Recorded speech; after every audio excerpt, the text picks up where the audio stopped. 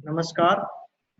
औद्योगिक प्रशिक्षण संस्थानों के व्यवसाय, फैशन डिजाइन टेक्नोलॉजी के विषय, सैद्धांतिक की पाठ्यचर्या में अंकित प्रसंग, एलिमेंट्स ऑफ डिजाइनिंग, डिजाइनिंग के मूल तत्व के बारे में आज मैं आपको प्रशिक्षण प्रदान करूंगा।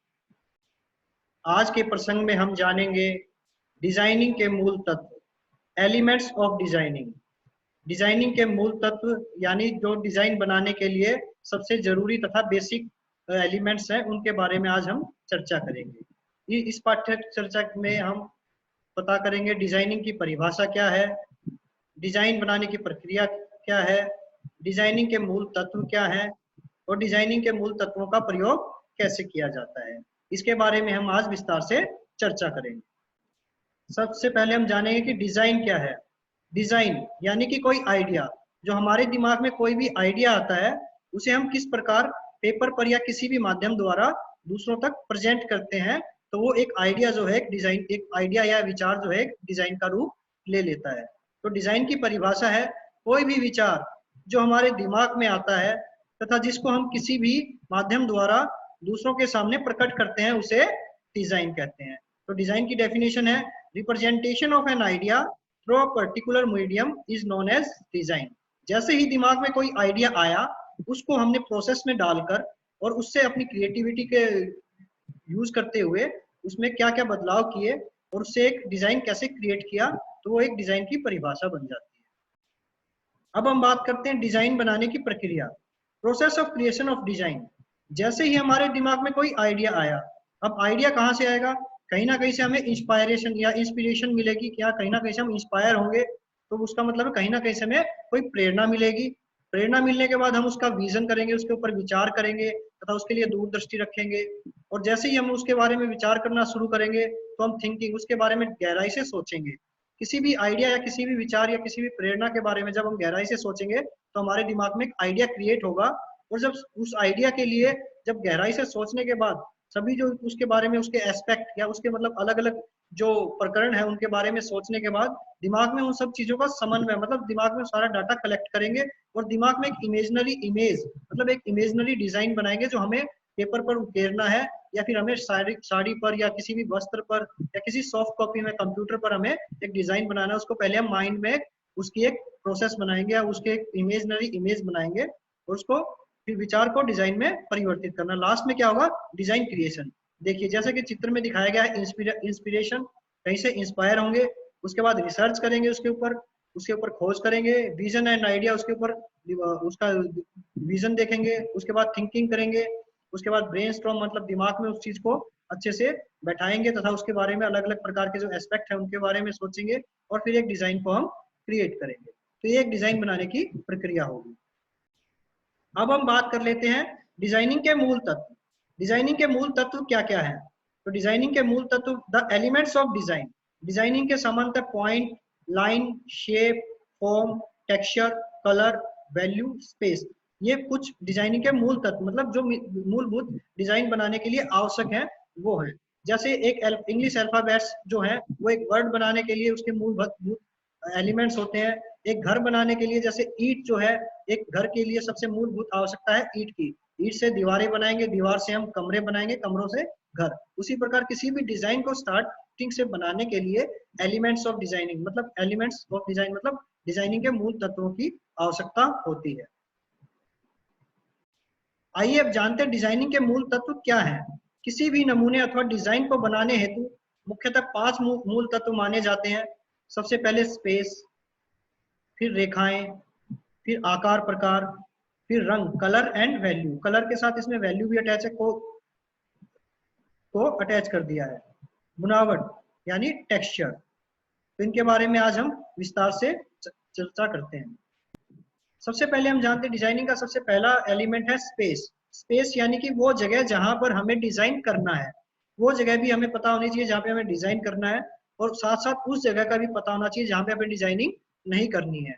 तो स्पेस, इस पिक्चर में आपको देखने पर दिखेगा कि ये जो चित्र है इसको हमें किस जगह पर बैठाना है। तो ये जो खाली जगह है ये हमारा एक स्पेस है जहाँ पर हमें डिजाइनिंग करनी है, बाकी का जो जगह है वो सारी बिना डिजाइनिंग की रहेगी।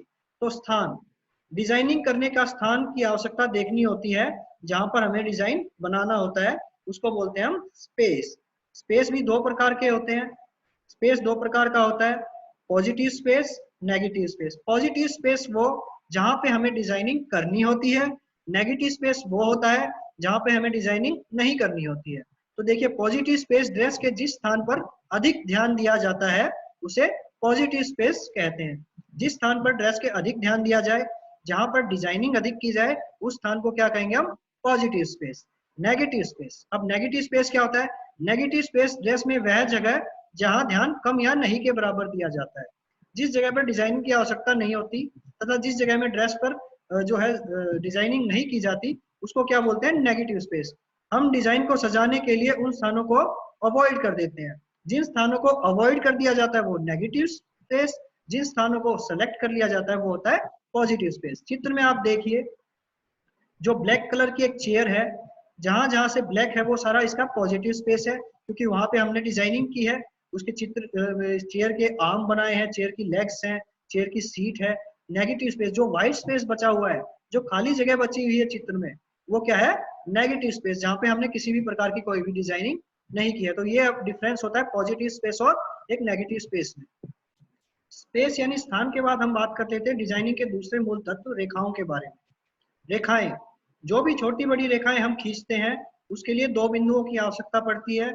हमें कोई भी रेखा बनाने के लिए कम से कम दो पॉइंट की आवश्यकता जरूर पड़ती है। उन्हीं बिंदुओं की सहायता से अलग अलग प्रकार की रेखाएं बनाई जाती हैं। जो रेखाएं बनाई जाती हैं, उसमें कम से कम दो पॉइंट्स का होना अति आवश्यक है। दो बिंदुओं के बीच का फासला या रेखा जो आंखों से दृष्टिगोचर होता है, उसे रेखा कहा जाता है। तो लाइन की डेफिनेशन, दो पॉइंट के बीच की डिस्टेंस जो आंखों से हमें दिखाई देती है, उसे हम लाइन कहते हैं। अब रेखाएं भी अलग अलग प्रकार की होती है। देखिए आप चित्र में, डॉटेड रेखाएं हैं, कर्ली रेखाएं हैं, स्ट्रेट लाइंस हैं, जिगजैग लाइंस है, वेवी लाइंस है, सर्कुलर लाइंस है, क्रॉस ओवर लाइंस है। तो इनके बारे में हम विस्तार से चर्चा करते हैं कि रेखाएं अलग अलग प्रकार की होती है, और डिजाइनिंग में हमारी आवश्यकता के अनुसार हम रेखाओं में चेंज करते हैं, ताकि हमारी जो डिजाइन है वो हमारी रिक्वायरमेंट के हिसाब से बन सके। तो देखिए, रेखाएं निम्न प्रकार की होती हैं।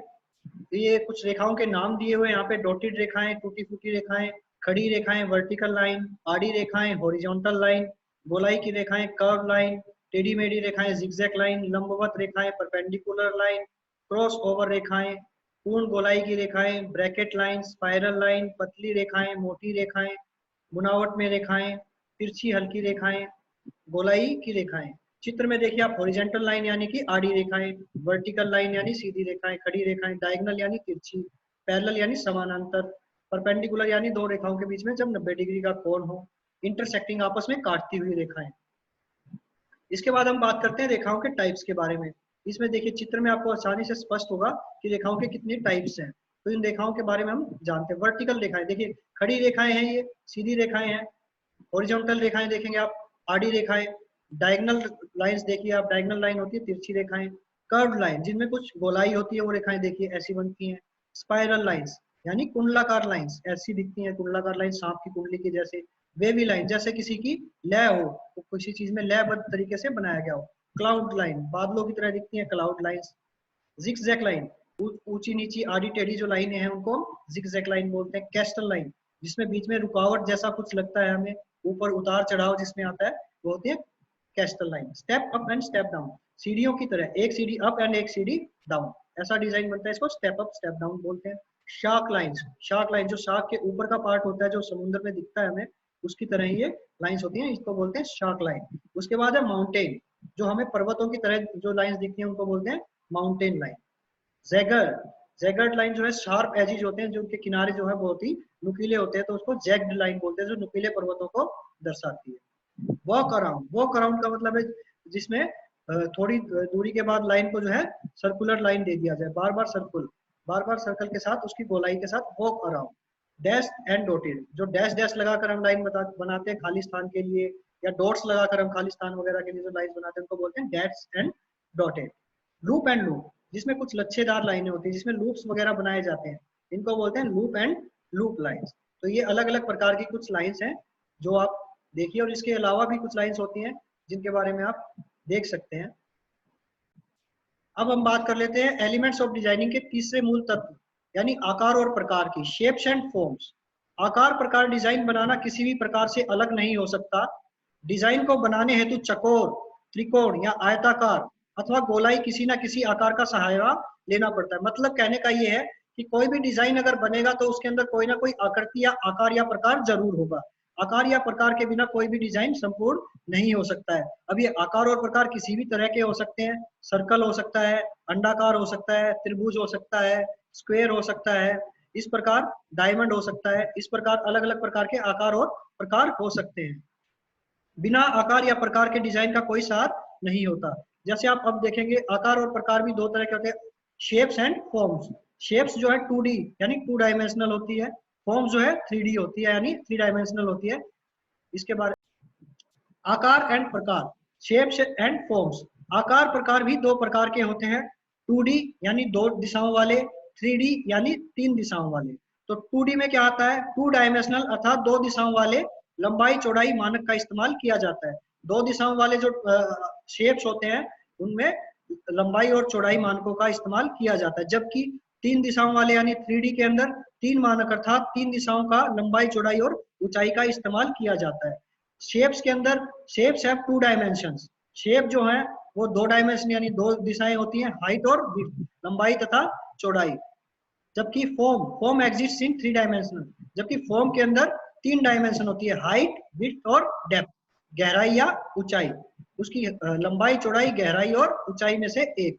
तो शेप्स और फॉर्म्स में एक डिफरेंस ये होता है, शेप्स 2 डायमेंशनल होती हैं और फॉर्म्स जो है वो 3 डायमेंशनल होती हैं। अब हम बात करते हैं डिजाइनिंग के मूल तत्व रंग यानी कलर के बारे में। कलर हमारी प्रकृति का सौंदर्य रंग से ही है। 3 प्रकार के प्रारंभिक रंग होते हैं, लाल, नीला, पीला। जैसा कि आप इस कलर व्हील में देख पा रहे हैं, 3 प्रकार के प्रारंभिक रंग है, लाल, नीला और पीला। इन्हीं 3 रंगों के मिश्रण से हजारों रंग जन्म लेते हैं।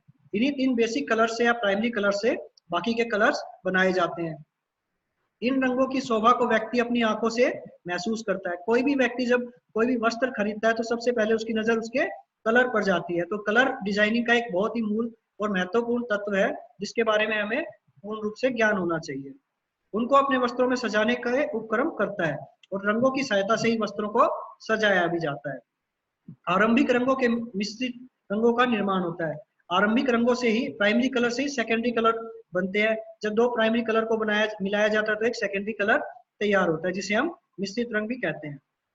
सेकेंडरी कलर से जब सब सेकेंडरी कलर बनते हैं जिन्हें उप मिश्रित या उच्च माध्यमिक रंग कहा जाता है। अब सेकेंडरी कलर, 2 सेकेंडरी कलर या एक प्राइमरी एक सेकेंडरी कलर को मिला के इसी प्रकार के और रंग बनाए जाते हैं जिन्हें हम टर्सरी कलर कहते हैं।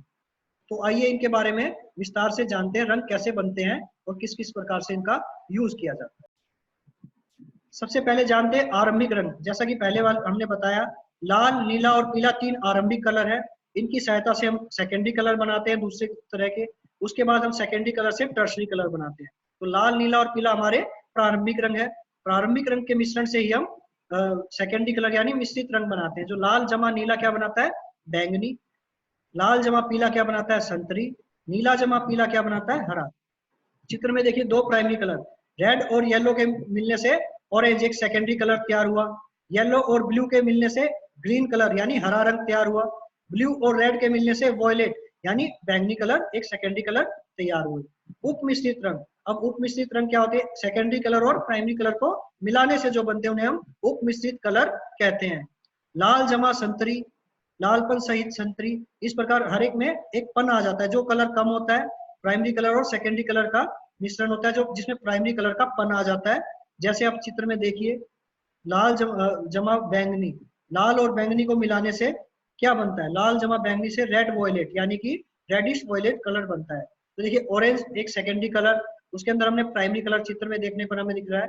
सेकेंडरी कलर ऑरेंज के साथ हमने प्राइमरी कलर बनाया तो हमें मिला है टर्सरी कलर जिसको बोला गया reddish orange. Orange plus yellow, yellow is orange. Green plus blue, blue is green. Green plus yellow, yellow is green.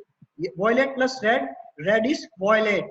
Violet plus blue, blue is violet. इस प्रकार अलग अलग प्रकार के कलर के मिश्रण से हम और भी भिन्न भिन्न प्रकार के रंगों को तैयार करते हैं तथा उसे डिजाइनिंग में प्रयोग करते हैं। कलर का ही अगला भाग होता है वैल्यू यानी कि मान।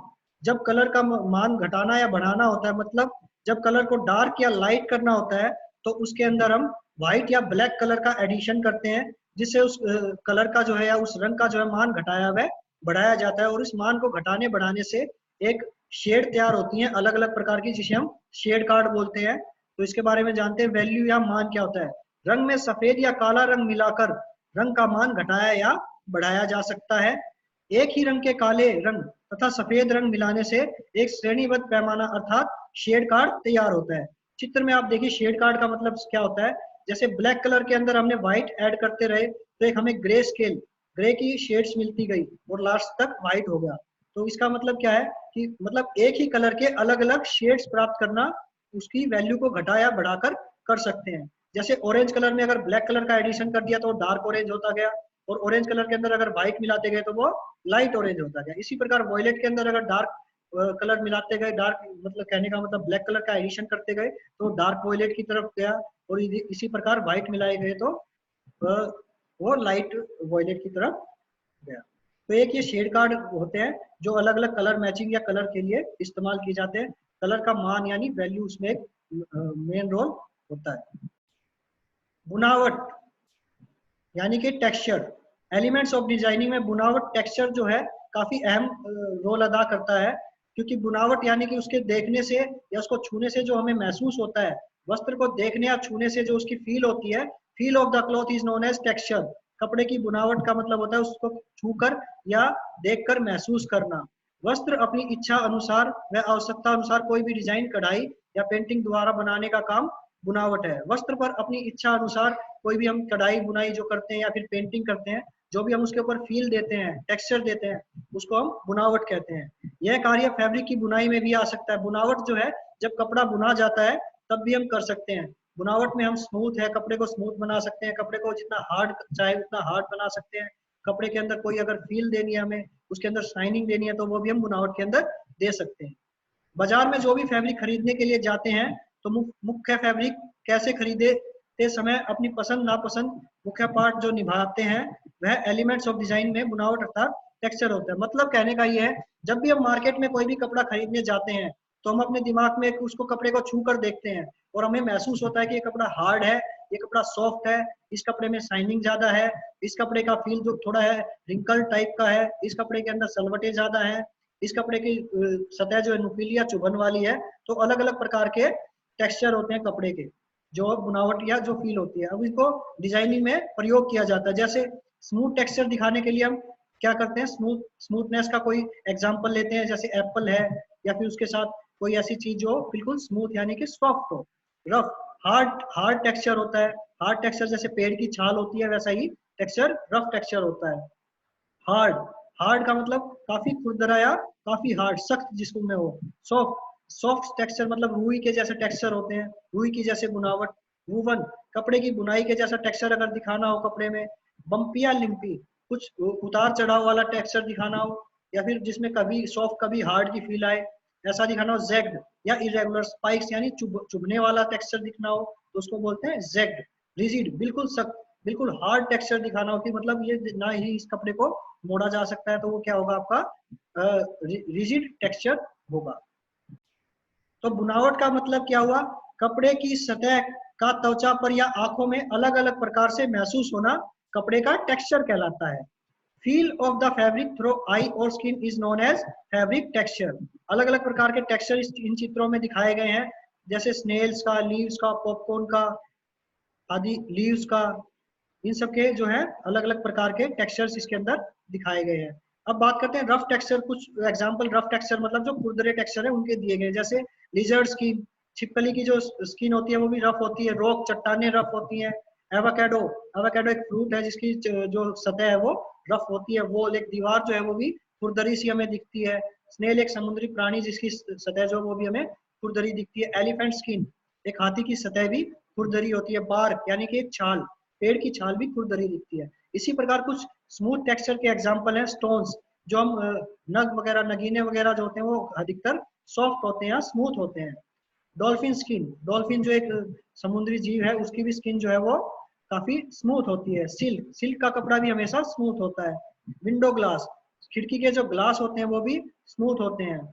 बैलून, गुब्बारे की जो सतह होती है वो भी स्मूथ होती है। मार्बल, कंचे की जो सतह होती है वो भी स्मूथ होती है। तो अलग अलग प्रकार के जो टेक्सचर है उसे हम स्मूथ और हार्डनेस का भी पता लगा सकते हैं। बाउल, प्लास्टिक के बाउल की सतह भी शाइनिंग एंड स्मूथ ही होती है। तो ये टेक्सचर के बारे में हमें बताता है कि टेक्सचर किस प्रकार का है। टेक्सचर यानी कि सतह किस प्रकार की है।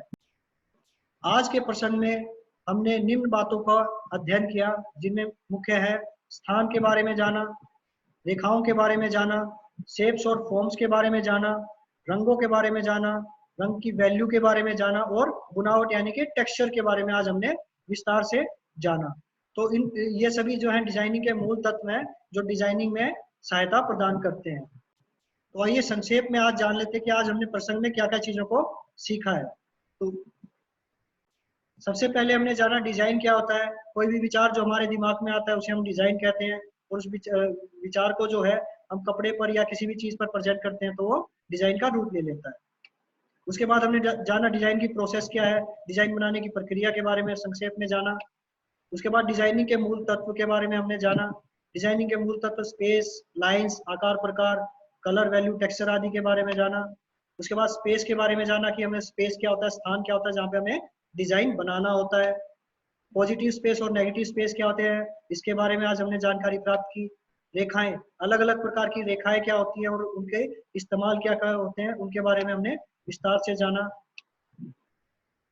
रेखाओं के देखिए अलग अलग प्रकार जो हमने अच्छे से डिस्कस किए हैं। उसके बाद हमने डिजाइनिंग के मूल तत्व में शेप्स एंड फॉर्म्स के बारे में जाना। शेप्स और फॉर्म्स दो प्रकार के होते हैं, 2D और 3D। 2D में जो आते हैं उन्हें हम शेप्स बोलते हैं, 2 डायमेंशनल जो होते हैं उन्हें शेप्स बोलते हैं, 3 डायमेंशनल जो होते हैं उन्हें हम फॉर्म्स बोलते हैं। उसके बाद हमने रंगों के बारे में जाना। प्राइमरी कलर क्या होते हैं, सेकेंडरी कलर क्या होते हैं, टर्सरी कलर क्या होते हैं। प्राइमरी कलर से सेकेंडरी कलर बनाने की प्रक्रिया, सेकेंडरी कलर से टर्सरी कलर बनाने की प्रक्रिया के बारे में हमने आज चर्चा की। उसके बाद हमने जाना वैल्यू, कलर की वैल्यू या मान क्या होता है। जब उसके अंदर कोई भी कलर को डार्क या लाइट बनाने में उसका वैल्यू एक अहम रोल अदा करता है। बुनावट के बारे में जाना, कपड़े की टेक्सचर या कपड़े की फील के बारे में आज हमने विस्तार से चर्चा की। बुनावट की हमने डेफिनेशन के बारे में जाना और स्मूथ सरफेस और रफ सरफेस के बारे में आज विस्तार से चर्चा की। आज के प्रसंग हेतु मुख्यतः निम्न संदर्भों का इस्तेमाल किया गया है, जिससे की सहायता से आप इस प्रसंग के बारे में और भी गहराई से तथा विस्तार पूर्वक ज्ञान प्राप्त कर सकते हैं। इसमें कुछ गूगल इमेजेस भी ली गई हैं तथा एक book fashion design technology author bye Gayatri Verma, इससे भी कुछ इस संदर्भ लिया गया है। आज मैंने आपको एलिमेंट्स ऑफ डिजाइनिंग, डिजाइन के मूल तत्व के बारे में प्रशिक्षण प्रदान किया। आशा है आपको यह प्रशिक्षण भविष्य हेतु मददगार होगा। धन्यवाद।